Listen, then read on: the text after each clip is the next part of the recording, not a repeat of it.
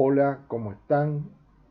Comenzamos con la unidad 6, integración y regulación en el organismo humano, sistema endocrino. Los temas de esta clase son los siguientes. Trataremos los conceptos de hormona y de glándula endocrina, la clasificación de las hormonas y sus mecanismos de acción. Hablaremos de las principales glándulas y sus hormonas, también de la diferenciación de los caracteres sexuales y finalmente haremos una breve referencia a la distinción entre sexo biológico y género. Las hormonas son mediadores químicos secretados por células al torrente sanguíneo. Por la sangre circulan por todo el organismo y actúan sobre las células blanco o células diana. Las células blanco o diana presentan un receptor específico para la hormona en cuestión. Este receptor es de naturaleza proteica. Por lo tanto, se ha sintetizado en esa célula a partir de la información genética. No todas las células van a responder a todas las hormonas. Por lo tanto, según los receptores que las células expresen, podrán responder a dichas hormonas. Los mediadores químicos, llamados hormonas, son secretados principalmente por glándulas. También pueden ser sintetizados por otros tejidos. Las glándulas son órganos que se desarrollan a partir de tejido epitelial y sus células se especializan en la síntesis y secreción de sustancias. Se distinguen glándulas exocrinas y glándulas endocrinas. En las glándulas exocrinas, el producto es secretado por un conducto al exterior del organismo o a un espacio interno, por ejemplo, la luz del tubo digestivo. Ejemplos son las glándulas sudoríparas, glándulas salivales, lagrimales, las glándulas mamarias, el páncreas, que observaremos como un ejemplo de una glándula mixta, ya que se comporta como una glándula exocrina y como una glándula endocrina. En las glándulas endocrinas, el producto es secretado directamente a la sangre. Son glándulas que estudiaremos a continuación. El sistema endocrino está constituido por un conjunto de glándulas y tejidos que sintetizan y secretan hormonas. En la figura podemos observar a las principales glándulas que estudiaremos. Podemos mencionar una glándula que ya hemos estudiado, la glándula pineal, que forma parte del epitálamo, que produce melatonina. La secreción de esta hormona sigue un ritmo circadiano que depende de la luz. Sus efectos en general son inhibitorios y esta hormona actúa sobre otras glándulas, regulando, entre otras cosas, la función reproductora. También observamos al hipotálamo, conjunto de núcleos que constituyen un centro regulador del sistema nervioso autónomo.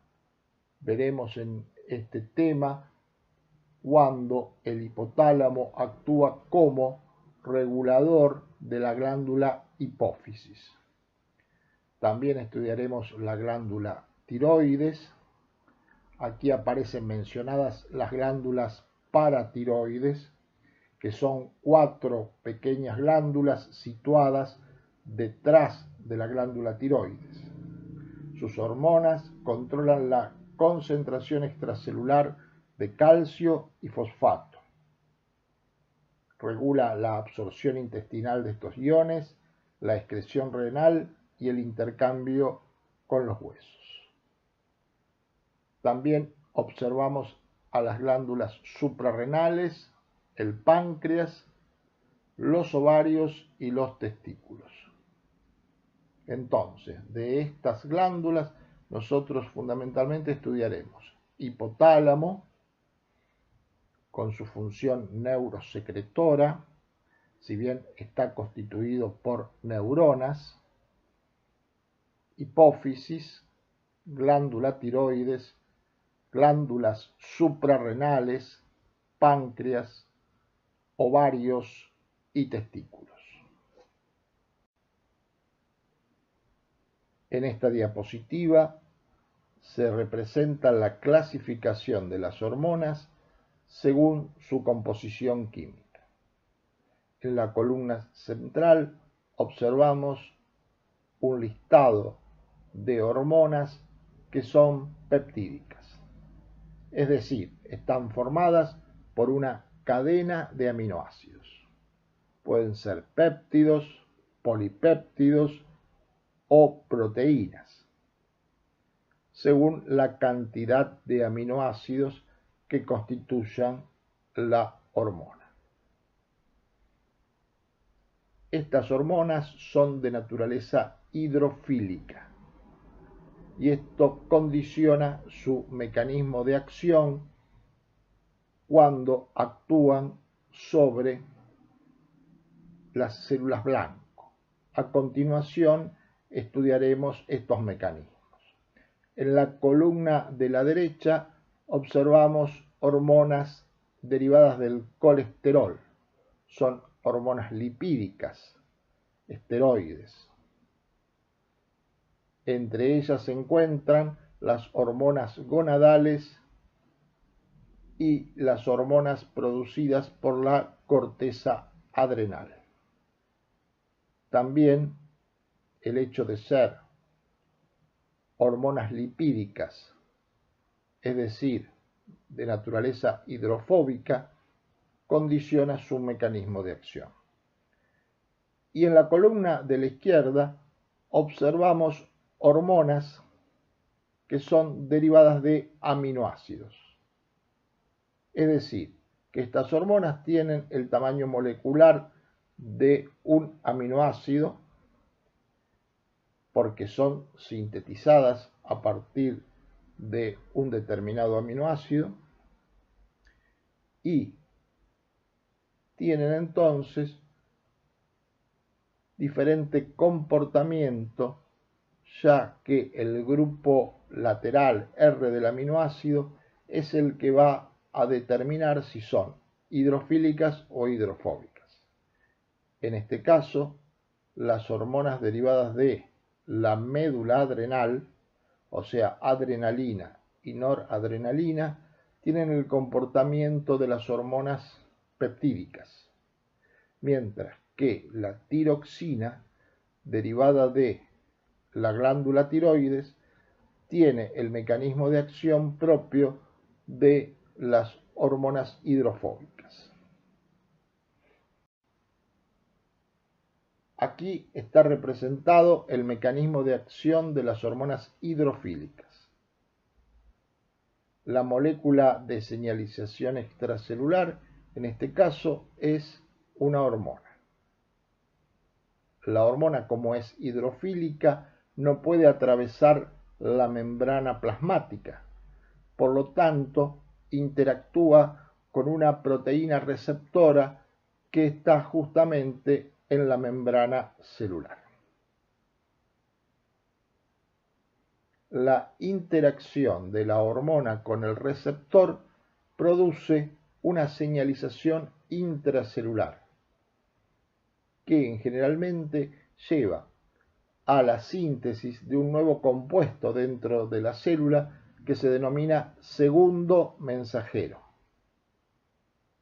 O también, en algunos casos, se producen algunas modificaciones que determinan la apertura de un canal iónico en la membrana plasmática. En general, este canal es para el ion calcio. El ingreso de calcio o la producción de un segundo mensajero tiene dos posibilidades de acción. Por un lado, la modificación de la actividad de proteínas ya existentes en el citoplasma, que produce modificaciones en el metabolismo de la célula. O también, otra vía es la posibilidad que estas señales lleguen hasta el núcleo, donde regularán la transcripción de genes y determinarán la producción de determinadas proteínas. El mecanismo primero es mucho más rápido porque ya las proteínas están sintetizadas, se modifica su actividad y se puede generar la respuesta.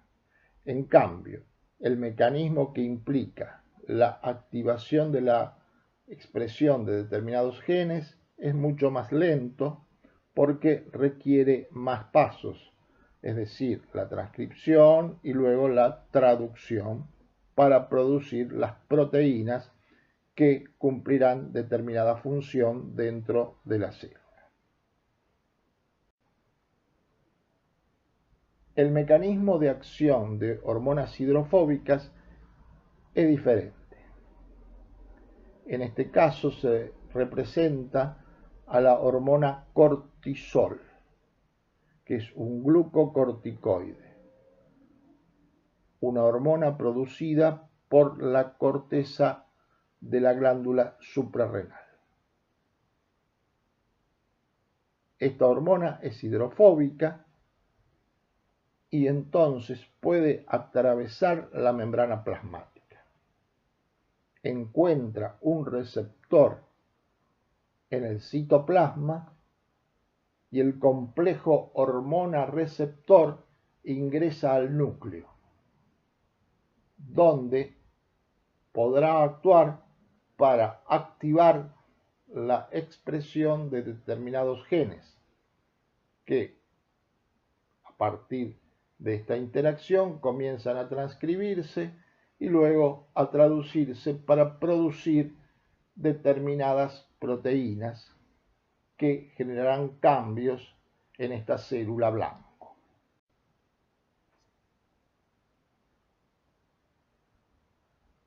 La hipófisis o pituitaria es una glándula situada en una cavidad ósea en la base del cráneo llamada silla turca y está unida al hipotálamo por el tallo hipofisiario.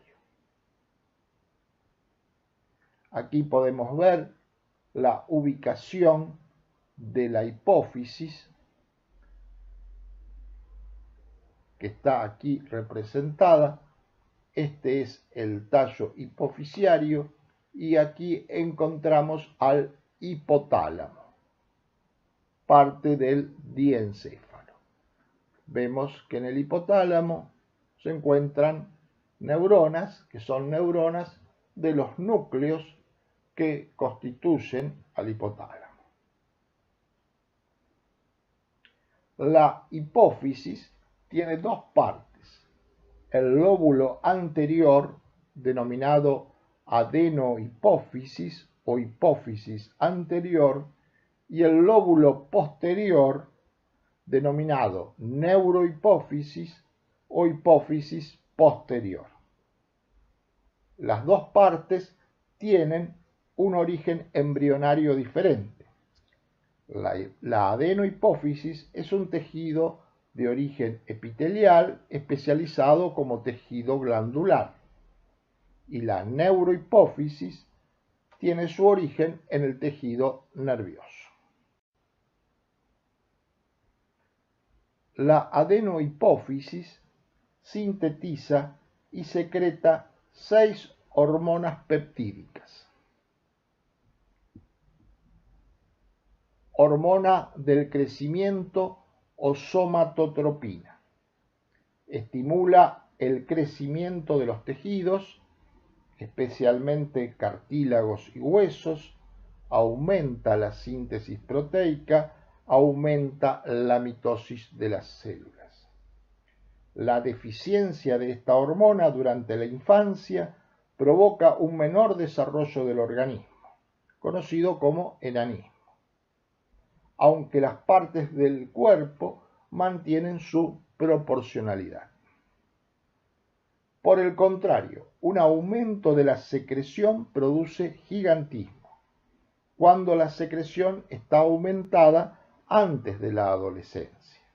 Todos los tejidos crecen por igual. En cambio, si el aumento se produce en el adulto, los tejidos que especialmente crecen son los huesos del cráneo, de las manos y de los pies. Y en ese caso se habla de acromegalia. Otra hormona producida por la adenohipófisis es la hormona estimulante del tiroides o tirotropina. Como su nombre lo indica, esta hormona actuará sobre la glándula tiroides, realizando una estimulación de la misma para que produzca sus hormonas. Otra es la hormona adrenocorticotropina, que estimula a la corteza suprarrenal. Otras dos hormonas son las gonadotropinas, hormona folículo estimulante, y hormona luteinizante. Ambas hormonas actúan sobre las gónadas, es decir, sobre testículos y ovarios. Y finalmente mencionamos a la prolactina, que estimula el desarrollo de las glándulas mamarias y la producción de leche. Las hormonas secretadas por la neurohipófisis son dos péptidos muy parecidos entre sí, cada uno constituido por 9 aminoácidos. Estas hormonas son sintetizadas en neuronas de los núcleos hipotalámicos y son secretadas a la sangre desde la neurohipófisis. Una de ellas es la hormona antidiurética o vasopresina. Esta hormona controla la excreción de agua en la orina, estimula la reabsorción de agua en los túbulos renales, haciendo que el organismo conserve el agua y se produzca una orina concentrada. Produce entonces una elevación de la presión arterial y por eso también se llama vasopresina. La ocitocina es una hormona que estimula la contracción del útero en la etapa final de la gestación e induce el parto. También estimula la contracción muscular en las glándulas mamarias y produce la expulsión de leche.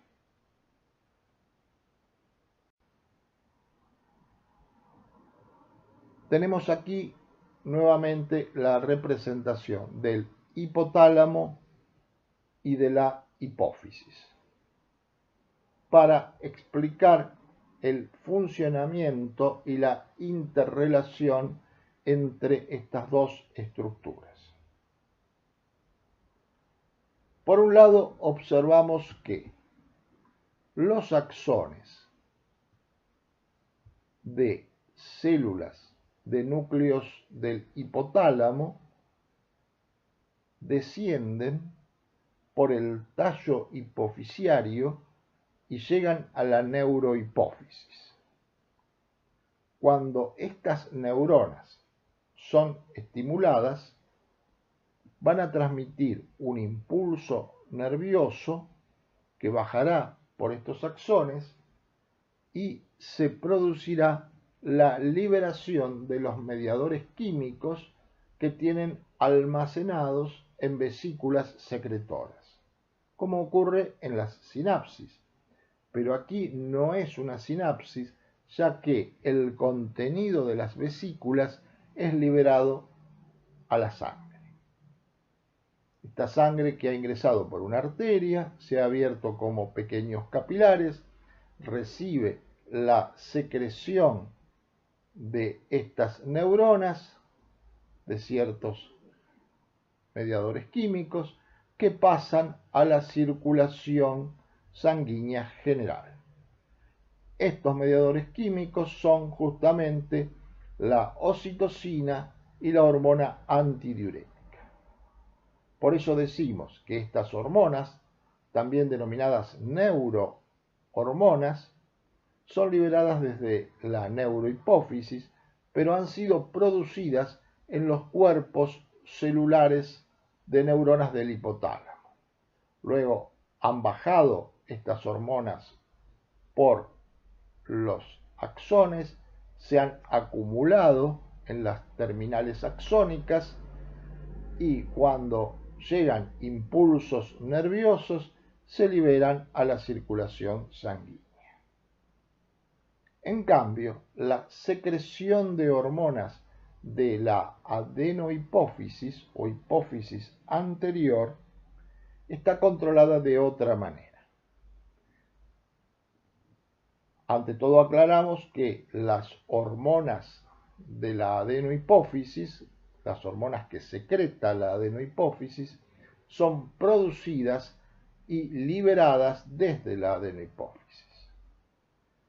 Las neuronas del hipotálamo que regulan a la adenohipófisis llegan con sus axones a estos vasos sanguíneos, a estos capilares sanguíneos que están en la parte inferior del hipotálamo. Aquí ha ingresado una arteria que riega esta zona, se ha abierto en capilares. Estos capilares luego se reúnen, forman un vaso sanguíneo que llega a la adenohipófisis y nuevamente se abre en capilares que recorren toda la glándula y llevando la sangre y también llevando los mediadores químicos que estas neuronas han liberado. O sea, que las hormonas del hipotálamo producen mediadores químicos a los cuales llamaremos neurohormonas porque son liberadas al torrente sanguíneo y son producidas por neuronas, es decir, son hormonas producidas por neuronas que se liberan al torrente sanguíneo, recorren esta pequeña distancia y llegan a la adenohipófisis, donde estimulan o inhiben a las células de la adenohipófisis para producir sus hormonas. Y luego las hormonas de la adenohipófisis salen a la circulación general. A este sistema de comunicación se llama sistema porta hipotalámico hipofisiario, que comunica dos sistemas de capilares. Estos capilares que están en el hipotálamo y estos capilares que están en la hipófisis. ¿Cuáles son las hormonas o neurohormonas del hipotálamo que regulan la producción de hormonas de la adenohipófisis? Aquí están mencionadas. La hormona liberadora de tirotropina, que justamente estimula la producción de tirotropina u hormona estimulante del tiroides. La hormona liberadora de corticotropina, que estimula la producción de adrenocorticotropina, que se dirige a esta última actúa sobre la corteza adrenal, una hormona liberadora y una hormona inhibidora de la hormona del crecimiento,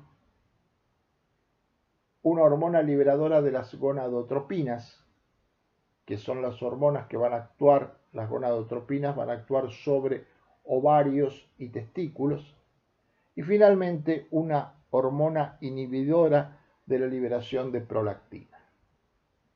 Con estas hormonas, el hipotálamo regula la actividad de la hipófisis.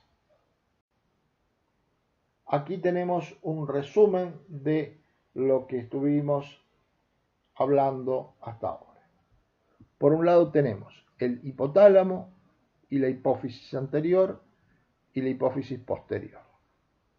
Las hormonas hipotalámicas, por un lado, algunas actúan sobre la hipófisis anterior, estimulando o inhibiendo a sus células.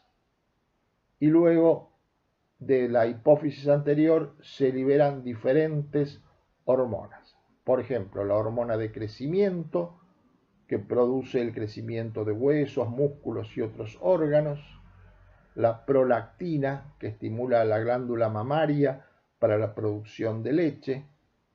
Las dos gonadotropinas, la hormona luteinizante y la hormona folículo estimulante, que ambas actúan sobre ovarios y testículos.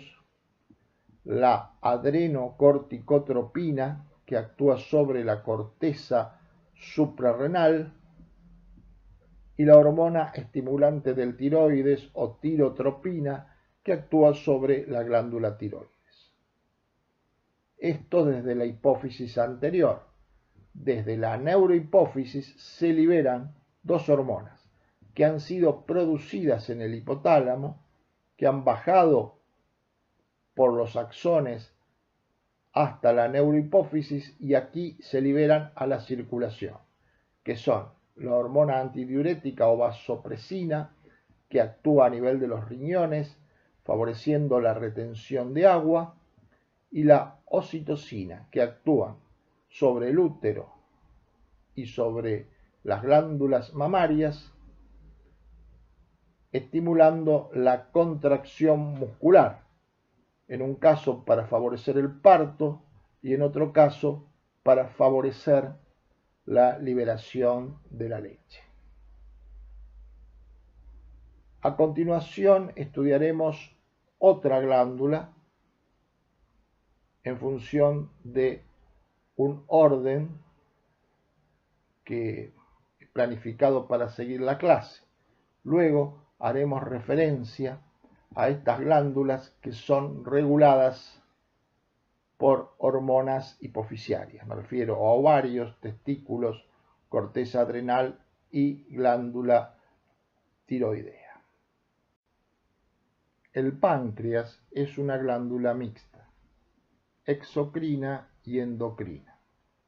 Como glándula exocrina, secreta jugos digestivos al duodeno. El conducto pancreático se une al conducto hepático y ambos desembocan juntos en el intestino delgado. Aquí vemos una figura ampliada del páncreas. Como glándula endocrina, secreta dos hormonas principales, insulina y glucagón. Cuando se eleva la concentración de glucosa en sangre, aumenta la secreción de insulina. Y esta hormona actúa en las células del organismo, estimulando el transporte de glucosa al interior de las células y la degradación de la glucosa para obtener ATP. De esa forma se produce la disminución de la concentración de glucosa en sangre.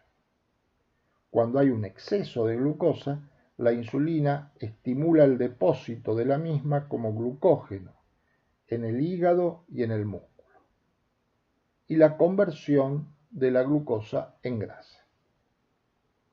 El encéfalo se diferencia mucho de casi todos los otros tejidos con respecto a la acción de la insulina. Las células encefálicas son permeables a la glucosa y pueden aprovecharla sin intermediación de la insulina. Pero estas células encefálicas, para conseguir energía, solo consumen prácticamente glucosa. Por lo tanto, es muy importante mantener los niveles de glucosa en sangre para que estén disponibles para el sistema nervioso.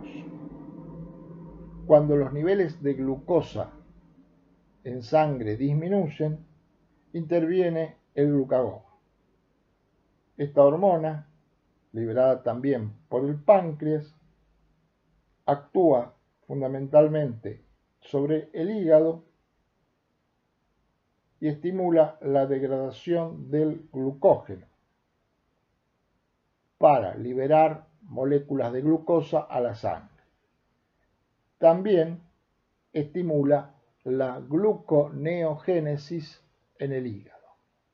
De esa forma se pueden generar moléculas de glucosa a partir de otras como aminoácidos. Estos dos efectos contribuyen a elevar los niveles de glucosa y mantener esta molécula disponible para las células. La diabetes es un síndrome caracterizado por la alteración del metabolismo de los hidratos de carbono, también de las grasas y las proteínas, y fundamentalmente se debe a la falta de secreción de insulina. Existen dos tipos principales de diabetes: la diabetes tipo 1, también denominada insulino dependiente, porque se debe a la falta de secreción de insulina, y la diabetes de tipo 2, denominada no insulino dependiente, causada inicialmente por una menor sensibilidad de los tejidos efectores a las acciones metabólicas de la insulina. Seguimos entonces ahora con la glándula tiroides. La glándula tiroides está ubicada por debajo de la laringe y a ambos lados, y por delante de la tráquea. Es una de las glándulas endocrinas más grandes, con un peso de 15 a 20 gramos. El tiroides secreta dos hormonas importantes: la tiroxina o T4 y la triiodotironina T3. La secreción de estas hormonas tiroideas está controlada por la tirotropina secretada por la hipófisis anterior.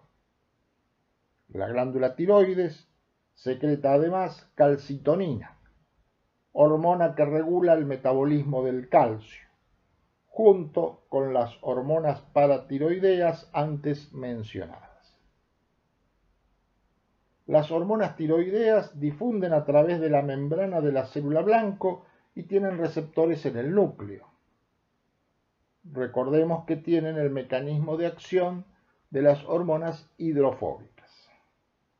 La unión hormona-receptor activa la transcripción de muchos genes, con producción de gran cantidad de proteínas y aumento generalizado de la actividad funcional en todo el organismo.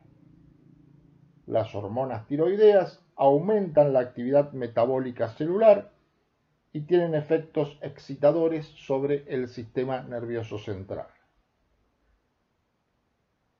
En el hipotiroidismo, es decir, cuando hay bajos niveles de hormonas tiroideas, los síntomas que se presentan son somnolencia, fatiga, lentitud muscular y en ocasiones aumento del peso corporal.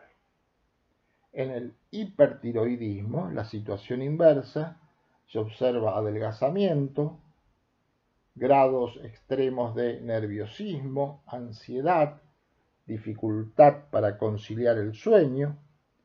Las personas pueden sentirse siempre cansadas por el efecto agotador sobre el sistema nervioso y la musculatura.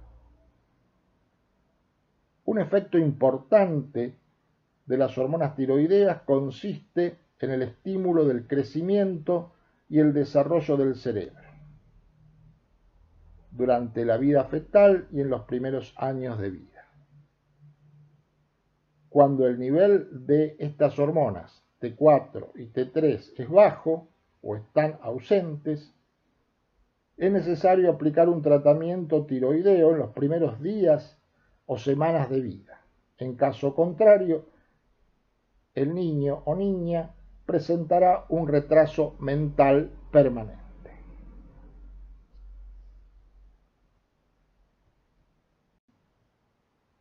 Las dos glándulas suprarrenales se hallan en los polos superiores de los riñones.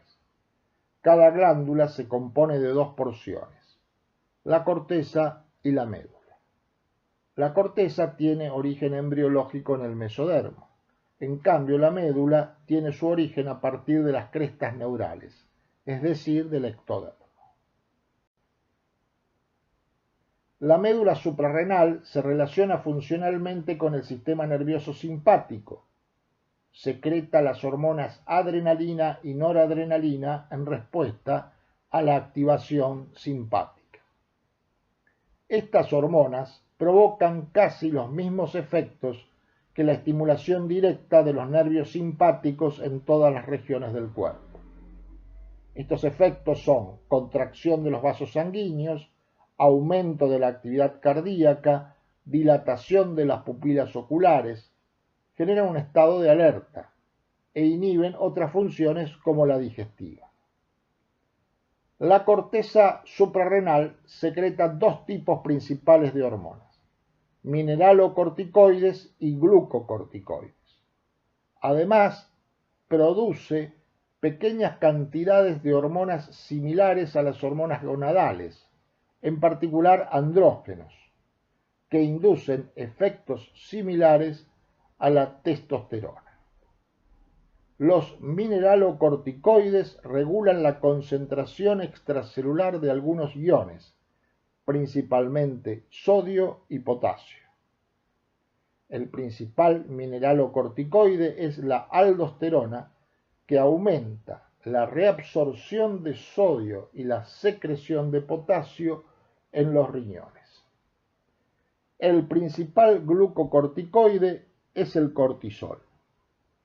Estimula la gluconeogénesis, o sea, la producción de glucosa a partir de aminoácidos, elevando los niveles de glucosa en sangre. También aumenta el catabolismo de las proteínas, aumentando la concentración de aminoácidos en sangre y favorece la movilización de los depósitos de grasa. El cortisol es importante para resistir el estrés y la inflamación. Su liberación está controlada por la hipófisis y el hipotálamo. Como ya estudiamos en la unidad 4, en las gónadas se produce la gametogénesis, la espermatogénesis en los túbulos seminíferos de los testículos y la ovogénesis en los folículos de los ovarios. Estos procesos están regulados por las gonadotropinas hipofisiarias, hormona luteinizante y hormona folículo estimulante. La producción de hormonas por las gónadas también está regulada por las hormonas hipofisiarias. Las hormonas ováricas, estrógenos y progesterona, son secretadas por los ovarios en respuesta a las hormonas adenohipofisiarias. Estas hormonas, las ováricas y las hipofisiarias, se secretan a ritmos muy diferentes en las diferentes etapas del ciclo menstrual. Durante la niñez, solo se secretan ínfimas cantidades de estrógenos. pero en la pubertad la cantidad de estrógenos secretados en la mujer, bajo la influencia de las gonadotropinas hipoficiarias, aumenta mucho. En este momento, los órganos sexuales infantiles se convierten en los órganos de una mujer adulta. Los ovarios, las trompas de falopio, el útero y la vagina aumentan varias veces de tamaño. Por su parte, la función principal de la progesterona consiste en preparar al útero para la gestación y a las mamas para la lactancia. Por su parte, la hormona testicular más importante es la testosterona. La testosterona es secretada por las células intersticiales de Leydig. Estas células se ubican en los espacios entre los túbulos seminíferos. Las células de Leydig son casi inexistentes en los testículos durante la niñez, en la que los testículos apenas secretan testosterona, pero son muy numerosas en el recién nacido durante los primeros meses de vida y en el adulto en cualquier momento después de la pubertad. En estas dos etapas de la vida, los testículos secretan grandes cantidades de testosterona. También durante la vida fetal se producen cantidades moderadas de testosterona. Entonces, durante la etapa fetal y los primeros meses de vida hay producción de testosterona y es la testosterona la que induce la diferenciación para la formación de los tejidos característicos del cuerpo del varón. Esto lo estudiamos durante la unidad número 4. Luego, durante la niñez, no hay producción prácticamente de testosterona, que comienza nuevamente en la pubertad y en ese momento comienza la espermatogénesis. El cigoto tiene el par cromosómico XX o XY, y esto determina lo que se conoce como sexo genético o sexo cromosómico. Hemos aprendido que hay otras alternativas para constituir también este par cromosómico. El cromosoma Y tiene un gen que codifica una proteína que a su vez es un factor que inicia una cascada de activaciones génicas que hacen que las células de las gónadas primordiales se diferencien en testículos. Hablamos entonces de sexo gonadal. Si no está presente este gen y la proteína que se sintetiza a partir de su expresión, las gónadas primordiales se diferencian como ovarios. Las células del testículo secretan entonces testosterona y así tenemos el sexo hormonal. En caso que se haya diferenciado las gónadas primordiales como ovarios, no habrá presencia hormonal importante en el feto, no habrá testosterona. La testosterona es la responsable del desarrollo de las características corporales del varón, ya en el desarrollo fetal y en los primeros meses de vida. Hablamos entonces de un sexo genital, que será diferente si no hay presencia de la hormona testosterona. Tras la pubertad, el aumento de la secreción de testosterona hace que se desarrollen los caracteres sexuales secundarios propios del varón o, en el caso de la mujer, se aumente la secreción de estrógenos en la pubertad y desarrolle los caracteres sexuales propios del cuerpo de la mujer. En la intersexualidad se observan en una misma persona características que corresponden a las asignadas a ambos sexos. También, en muchos casos, estas características pueden ser intermedias al nacer. ¿Cuáles pueden ser los rasgos de la intersexualidad? Por ejemplo, puede ser un clítoris agrandado con apariencia de un pene pequeño. Los labios pueden estar fusionados y lucir como un escroto. Al nacer los testículos pueden no haber descendido y entonces los genitales también no pueden ser asignados claramente a un sexo u otro. Pueden producirse diferentes formas de desarrollo. Por ejemplo, si hay un aumento de andrógenos producidos por la corteza suprarrenal o insensibilidad a la testosterona. En este último caso, el sexo cromosómico corresponde a un varón, XY, se diferencian los testículos y se produce testosterona.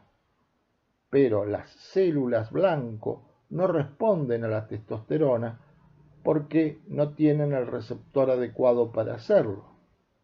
Entonces, ya desde la instancia fetal, el cuerpo se desarrolla como el cuerpo de una mujer. Entonces ya no hay coincidencia en las diferentes dimensiones del sexo biológico que marcábamos anteriormente. Entonces, la intersexualidad permite reconocer que en la biología es necesario adoptar un modelo no binario. Hablamos del cuerpo del varón, cuerpo de la mujer, pero debemos reconocer muchos casos intermedios de desarrollo. Casos que no deben ser patologizados. El término sexo se ha relacionado tradicionalmente con las estructuras biológicas de una persona, mientras que el género se refiere a la condición psicológica, social, las ideas que tiene la sociedad acerca de las expectativas de comportamiento de niños y de niñas, de mujeres y de hombres. A partir de la década de los 90, la distinción entre sexo y género comienza a ser revisada. Se cuestionó el carácter prelingüístico y acultural del sexo, considerando a la categoría sexo también como el resultado de una construcción social. Sobre esta cuestión les recomiendo la lectura del texto de Eduardo Mattio, titulado ¿De qué hablamos cuando hablamos de género? Finalmente, consideramos la identidad de género, que refiere al género autopercibido, y que en este caso pueden ser reconocidas otras formas más allá del modelo binario varón-mujer. La bibliografía para esta clase es la siguiente: un capítulo del texto de Rosenwey dedicado a sistema endocrino, una parte de un capítulo del texto de Pinel dedicada a el desarrollo de los caracteres sexuales, el texto de Mattio, de que hablamos cuando hablamos de género, que lo mencioné anteriormente, y finalmente el texto de Cabral referido a la intersexualidad. Muchas gracias.